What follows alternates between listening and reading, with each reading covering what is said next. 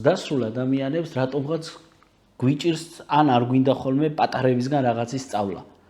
თქვენ თუ გქონიათ ეგეთი შემთხვევა, რომ აი სტუდენტისგან ახალგაზრდა დამწყები მსახიობისგან გისწავლიათ. როგორ ესე იგი რა ბრიყვი უნდა იყო, რომ შეხედავ ახალგაზრდას რაღაცას აკეთებს და ის არ გაგაოცოს. თუ გაოცების უნარი არ აქვს, ვერაფერს ვერ შეიძლება.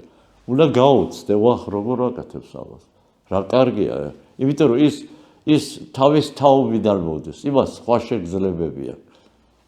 ემოცია შეიძლება ერთი და იგივე იყოს, სიყვარულის ის, მაგრამ რაღაცა ნიუანსებია, როდესაც ყველა თაობას თავისი აქვს და ეს როგორ არ უნდა დაინახო. ის კი არა ხე, რომელსაც უყურებს სოფელში 50 წელი, შეიძლება 50 წელს უფრო სხვანაირად დაინახო ის. თუ არ აქვს ამის უნარი, დარიხარ მაშინ რა აზრი აქვს. თუ შენ მზის ჩასვლა და ამოსვლა ყოველთვის ვახ ეს რა მოხდა, ხალხი ღამე ვერ დაიზინებ და რომ გაათენებ, რა ხდება.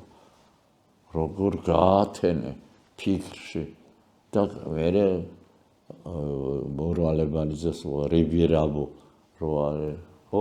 ფერით რიბირაბო.